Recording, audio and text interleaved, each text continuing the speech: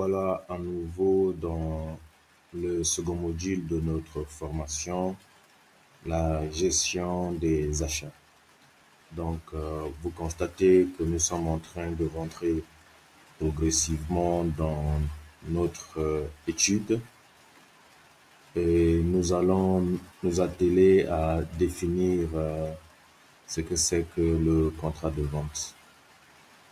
Alors, le contrat est défini par le dictionnaire Hachette comme étant un accord de volonté destiné à créer des rapports obligatoires entre les parties.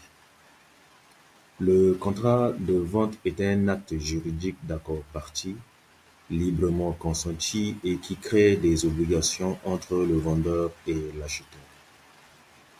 Alors, dans une vente internationale, et afin d'éviter les ambiguïtés, les malentendus et les éventuels litiges pouvant naître entre le vendeur et l'acheteur, la Chambre de commerce internationale de Paris a élaboré le système des Incoterms, qui est un langage codifié, uniforme et commun à la disposition des opérateurs du commerce international.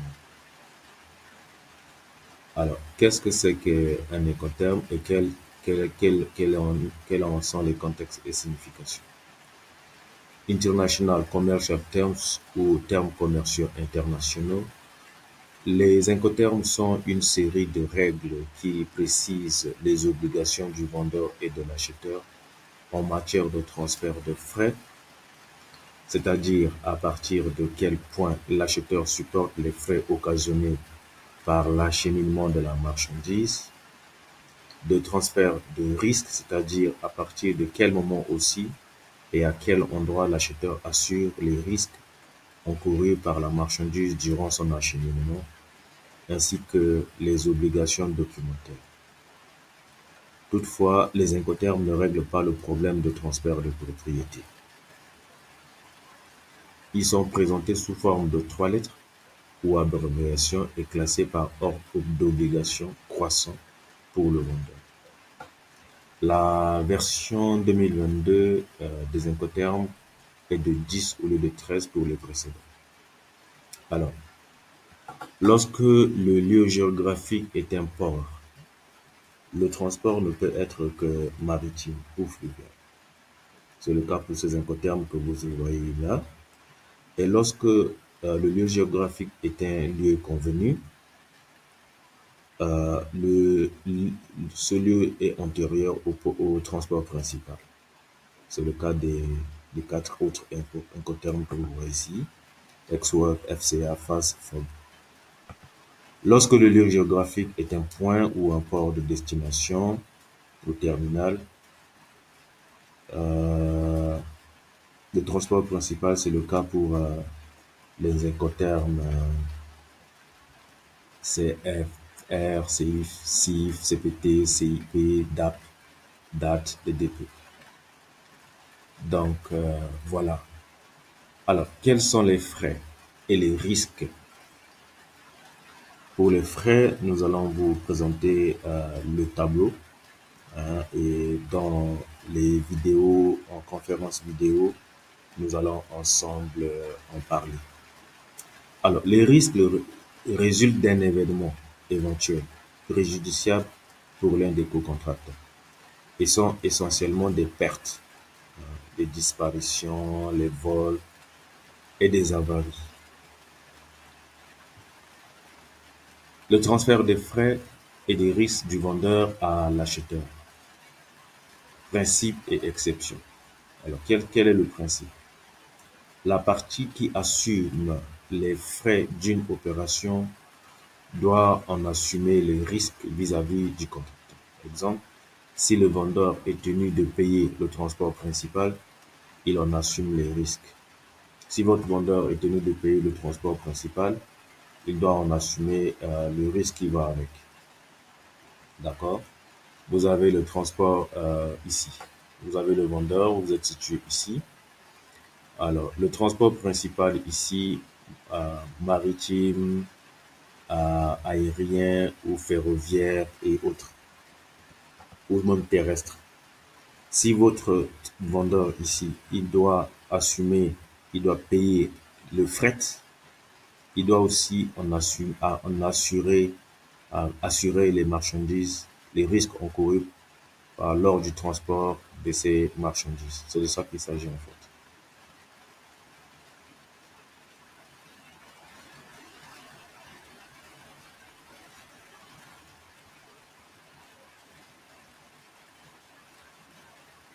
Voilà.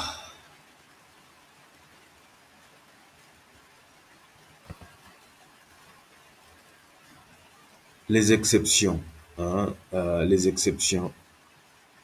Les exceptions concernent exclusivement les incoterms de lettre C. Nous allons avoir une vue de tous les incoterms et nous allons en débattre en conférence, en vidéoconférence. Alors, dans ce groupe, ces incoterms de lettre C, le vendeur assume les frais du transport principal, comme je vous l'ai montré tout à l'heure, mais n'en assume pas les risques. Dans le groupe des incoterms de type C, hein, le vendeur assume le fret principal, mais il n'en assume pas les risques. D'accord? Et la meilleure manière de pouvoir comprendre les incoterms, c'est de les classer par lettre ou par vente départ ou vente arrivée ou par mode de transport. Et comme ça, vous allez mieux saisir ces incoterms. Mais ne vous en faites pas, nous allons en parler en en vidéoconférence et vous donner plus d'explications concernant cela. Le cas par cas du transfert des frais. Alors, chaque incoterm se positionne à la place du vendeur et savoir traduire un incoterm permet de connaître les frais qui incombent au vendeur. C'est de ça que je disais tout à l'heure. Savoir classer les incoterms par lettre. Vous pouvez être à l'aise lorsque vous classez les incoterms par lettre alphabétique. Ou encore, lorsque vous les classez par vente, lorsque vous les classez par vente départ, par vente, lorsque vous les classez par vente départ, ici départ usine, ou encore par vente à l'arrivée. Cela peut vous aider à mieux comprendre et à mieux saisir ces incoterms. Nous allons vous présenter le tableau. Alors, dans cette partie du cours, nous avons présenté un cas pratique avec deux études, deux cas pratiques et deux études. La première étude concerne la tarification export et une offre commerciale. Alors, de quoi il s'agit? Il s'agit du fait que vous travaillez comme manager dans la société Govil, fabricant de bicyclettes dans la région de Clermont-Ferrand en France. D'accord? Un prospect américain vous donne une offre pour une commande de vélo tout terrain en DDU Baltimore aux États-Unis. Alors ici, vous voyez que l'incoterme DDU est suivi du lieu de décharge de responsabilité. Le lieu de décharge de responsabilité ici est Baltimore. Dans quel pays? Aux États-Unis. Donc, votre offre portera sur les modèles suivants. Donc, il y a deux modèles ici. Il y a le modèle homme, le modèle femme. Donc, en quantité, nous avons 600 ici pour un prix unitaire. Vente départ usine de 121,96 euros. Le modèle femme en quantité 400 pour 80 euros. C'est dimensionné en carton, d'accord? En carton. Et le poids brut total est de 13 tonnes. Voilà les conditions. Chaque bicyclette est emballée dans un carton, puis les colis sont banderolés sous film plastiqué et rétractable. D'accord? Et vous avez tous les éléments ici. Le prix devra être indiqué en dollars par type de référence. En dollars par type de référence. Donc, vous devez convertir les prix ici en dollars, les prix ici en dollars. Là, pour les deux références. Le paiement par virement bancaire à la réception de la marchandise. Alors, dans la facture que vous élaborez, vous devez préciser les conditions de paiement. Ça, c'est les conditions de paiement que vous devez le faire sur la facture à présenter à votre fournisseur. Alors, quel est le travail à faire? Après que vous ayez consulté les éléments de cotation fournis par le transitaire, vous devez calculer le coût total de l'expédition Baltimore, DDU Baltimore aux États-Unis. D'accord? DDU Baltimore, États-Unis. Établir la facture proforma qui sera adressée au client américain. Hein? Vous ferez apparaître le prix unitaire de chaque référence compte tenu d'une clé de répartition pertinente ainsi que tous les éléments habituels d'une offre commerciale. Alors, les éléments de la cotation sont les suivants. Nous avons 5 conteneurs de 45 pieds. Hein? L'approche portuaire. Vous avez ici l'approche portuaire, le coût de l'approche portuaire qui est là. D'accord? Les frais portuaires, les formalités export, les manutentions, le fret, sur le transport principal, le fret, la valeur CAF, assurance et la frais de la manutention à l'arrivée à Baltimore, les frais hors douane, douane hors droit des taxes, voilà.